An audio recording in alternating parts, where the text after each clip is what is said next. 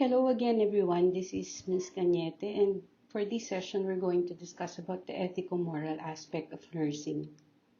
And we will be using the slides of Ma'am Veronica Dancil because she is the one who is assigned to prepare the PowerPoint slides for, for the team. Now, I know that you have done or you have taken up bioethics in the previous years. But so this session basically is like a review and a summary of that course, and hoping that at the end of this session you will develop more mastery of the concepts.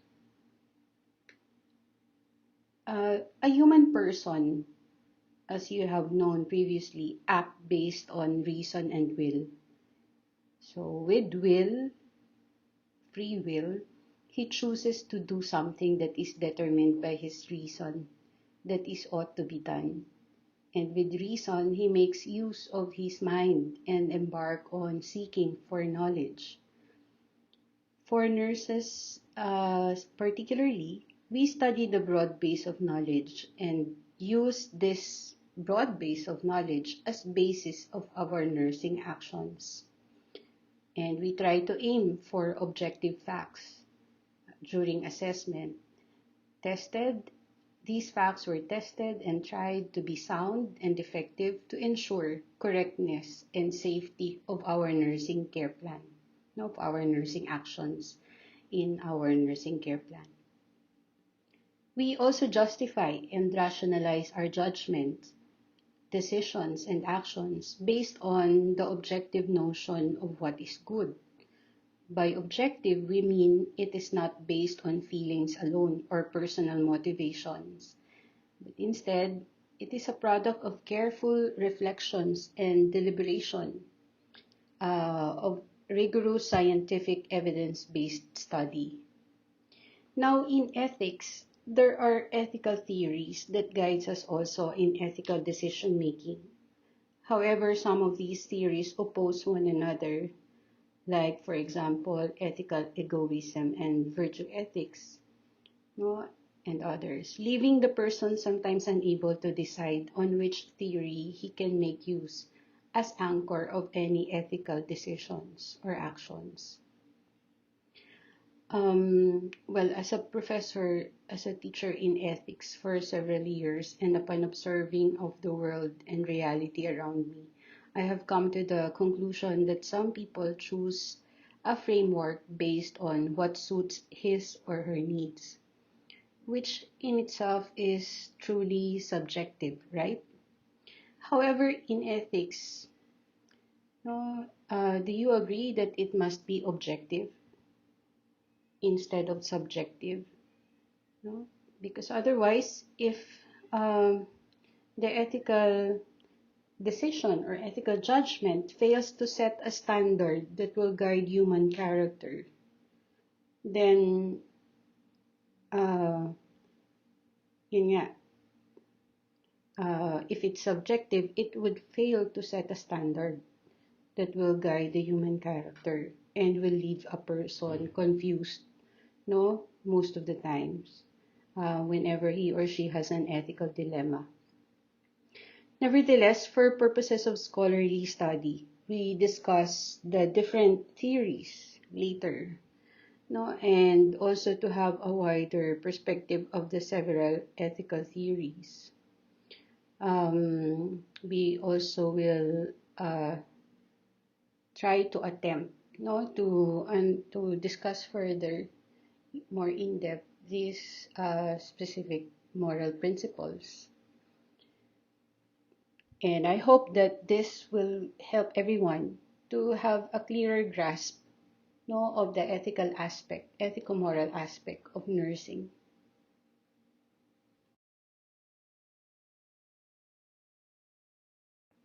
Now, in studying the ethico-moral aspect of nursing, it is imperative that one fully understand nursing as a profession. And in your early years, especially during your fundamentals of nursing, you have taken up nursing as a profession, right? And it was previously defined, no, nursing as a profession was previously defined that it is the performance for a fee, salary, or other reward or compensation, no, for the professional nursing service that we render to individuals, families, and communities in various stages of development. The aim of the focus of the profession, of course, is the promotion of health, prevention of diseases, the restoration of health, and the alleviation of suffering. And how do we do that? So I'm sure by this time you know that we do that through the utilization of the nursing process, the establishment of connection with community resources. So we do our facilitative interventions, the motivation of individuals, families, and communities through our health education, the participation in teaching guidelines and supervision, no, so we can do further mentoring. And we undertake nursing and health manpower development so that we keep abreast of the changes and challenges of the dynamic healthcare delivery system.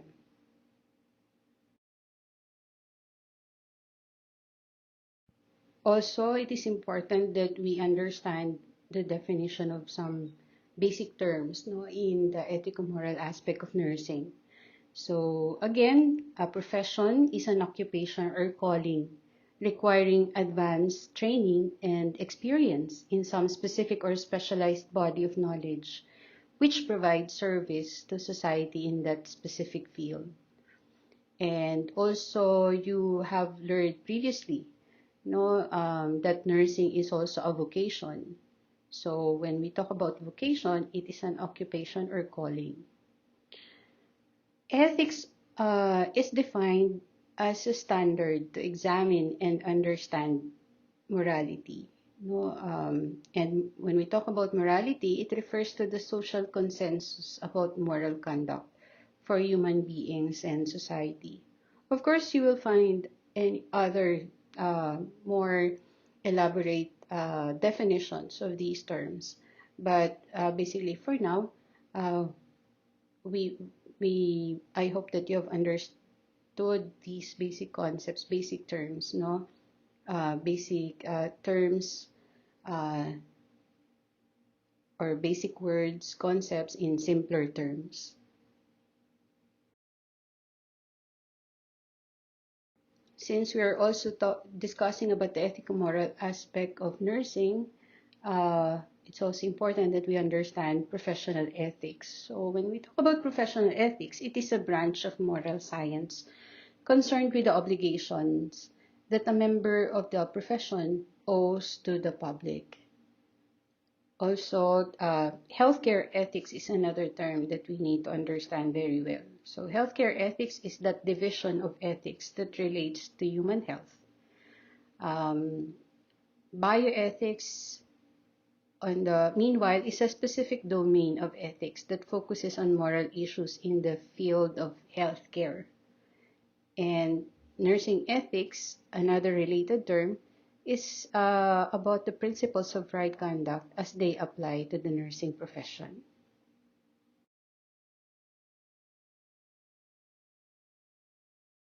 We have been talking about the right conduct, no, in the previous definition of terms. The right conduct, the right behavior in performing or in the practice of one's profession. And there are different approaches, no, that will help us or guide us in discerning what is right. No? And now, the first one is the teleological approach or the act of utilitarianism. Teleological comes from the Greek word telos or goal or end. So, with this, it posits that the rightness and wrongness solely depend on the end or the consequence. Um, just like the other theories, it posits also that the right thing to do is the good thing to do. And in teleological, the right thing to do and the good thing to do is when we promote the happiness or the greatest net increase of pleasure over pain. Um, so, and there are actually specific or types of teleological ethical theories. One of which is egoism. So it's not anymore part of the slide, but just let me discuss a few uh, types, no? So, or the types, so that you'll further understand, no, the scope of this approach. So as I've mentioned, ethical egoism is one type of teleological ethical theory, and it posits that an action is good if it produces or is likely to produce results that maximize the person's self-interest, which the person himself defines, and sometimes even at the expense of others.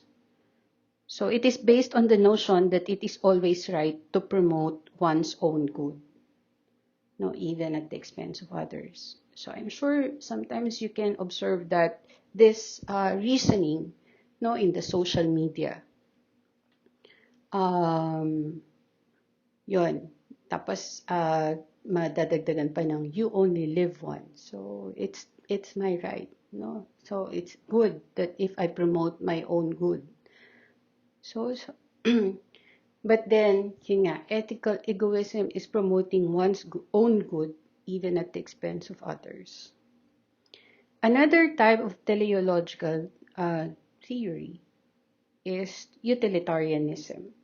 Um, that's why the teleological approach earlier was uh, ano, was said to be the act of utilitarianism. So what is utilitarianism? It posits that an action is good if it results in maximum satisfaction for a large number of people who are likely to get affected by the action. So yun, for the greater good. Kumbaga, if more people uh, are receiving benefits, then it is better. So that is uh, the act of utilitarianism. Another type of teleological ethical theory is eudaimonism. Eudaimonism posits that an action is good if it results in the fulfillment of goals along with the welfare of the human beings. So the actions are said to be fruitful if it promotes or tends to promote the fulfillment of goals that constitute human nature and its happiness. So again, those three, no? Ethical egoism, utilitarianism, eudaimonism. And you can observe that basically they judge what is right and what is good depending on the consequence. So, di ba, when you were taking up bioethics, we studied about the three elements that you need to deliberate when you are trying to discern for what is ethical or not. But so aside from the consequence, we also need to deliberate about the intention and also uh, about the action itself. So for teleological, the judgment basically is based on the consequence or the end.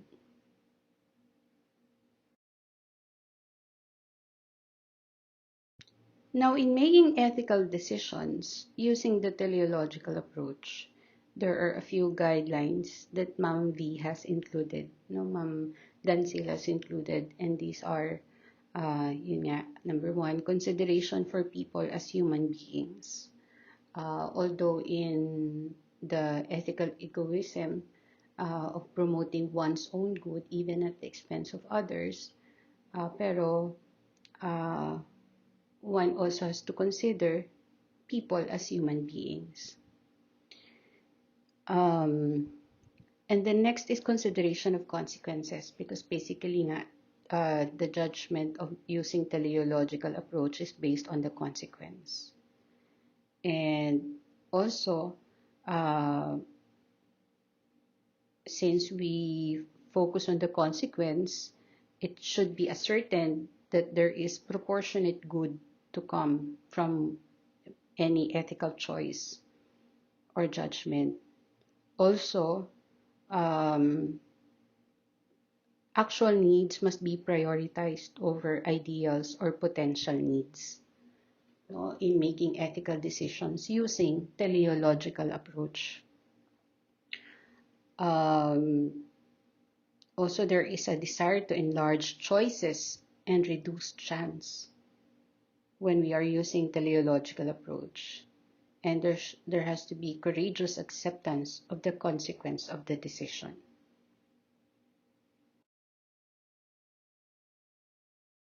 Now, the next ethical approach is the deontological approach or the duty-oriented theory. Deontological comes from the Greek word. No, its root word is deon, which means duty. So, in deontological ethical theory, the actions are morally right, uh, even without considering the consequences. So it's independent, no, of the consequences. And the basic rightness or wrongness of an act depends on the intrinsic nature, no, rather than upon the situation or its consequence. So we focus on performing the act, no, of how one maintains fidelity to the intrinsic nature of the act. Now, there are also different types of deontological ethical theory, which again is not part of the handout or the slides anymore. But I would just like to discuss about it since so that you can fully understand, no, the scope of the deontological ethical theory. The first one is the negative and positive rights theory, also as a type of deontological. So these negative and positive rights theories assert that an action is right if it protects the individual from harm or unwarranted interference from other people, like the government, while exercising his right. So, for example, selling your property without the interference of others. So the positive right theory posits that an action is right if it provides an individual with anything that he needs to exist. No? So, yeah. And another example of this is the right to adequate health care.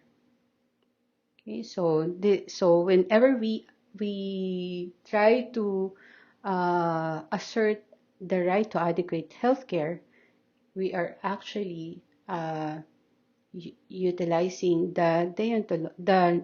the positive rights, our positive rights, which is a type of deontological ethical theory. The next type of deontological ethical theory is the social contract theories. Um,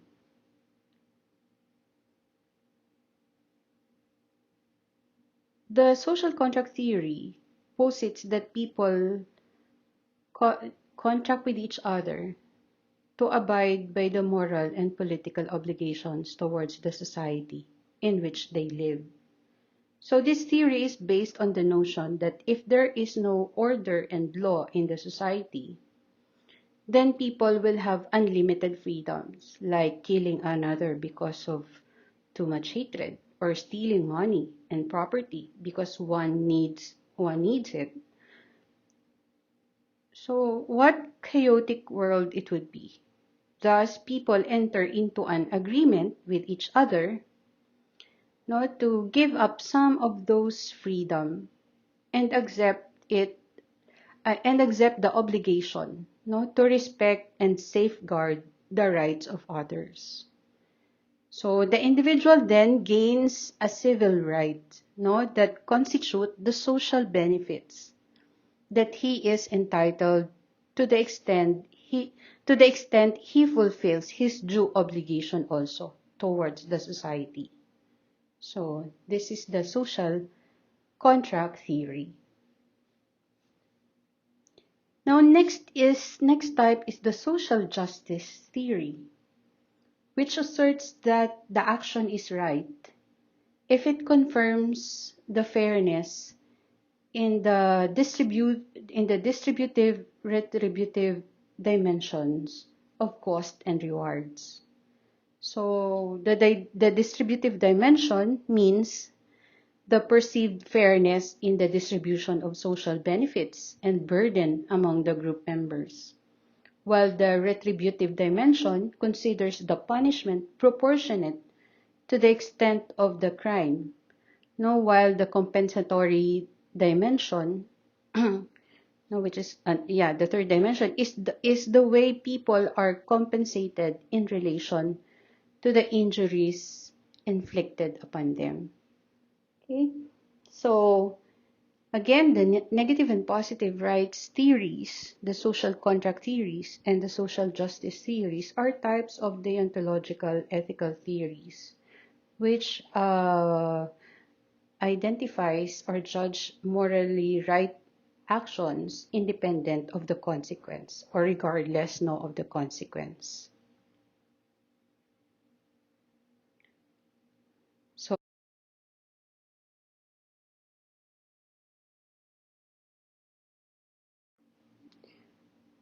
aside from the teleological and the deontological approaches that we have discussed a while ago, the next approach no, in determining what is right na in our what is the right conduct in our profession is the virtue ethics theory.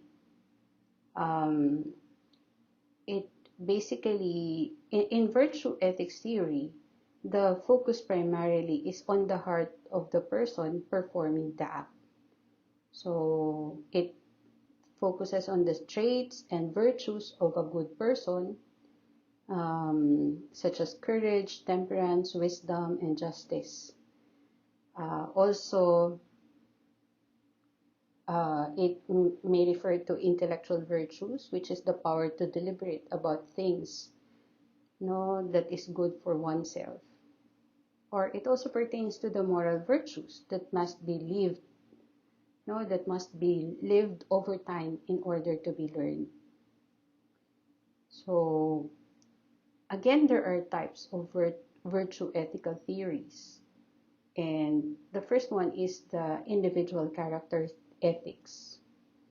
And this type holds that the identification and development of noble human traits help in determining both the instrumental uh, intrinsic value of ethical interactions. So these noble traits are courage, self-discipline, prudence, gratitude, wisdom, sincerity, understanding, benevolence, no, and others. So it helps, no, these individual character traits, noble traits, helps in determining, no, the intrinsic value of ethical interactions. So that's the first type. The second type is the work character ethics, which is the identification and development of reflective practitioner noble traits at work. No? So in the performance of his or her work, a person no, must be able to identify and develop practitioner noble traits such as creativity, honesty, loyalty, honor, trustworthiness, civility, dependability, no, shared work pride, empathy, etc. So all these non-practitioner noble traits determine the intrinsic and the instrumental ethical quality of work life. So when you become a professional nurse, and if you practice or if you use this ethical approach, so you can develop the work character ethics. The next is the no, especially if you will be working then in the hospital or in the community.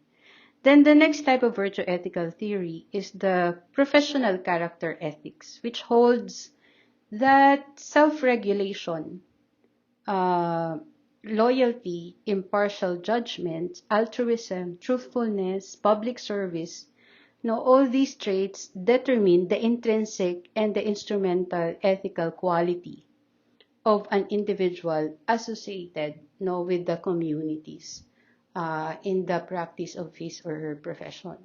So take note, self-regulation, uh, impartial judgment, altruism. So as nurses, Also, like you in the future, no, if you are going to use this virtue ethics as an approach in discerning or determining your ethical action, no, and if you develop altruism, truthfulness, public service, self-regulation, then those are part of the professional character ethics. Okay?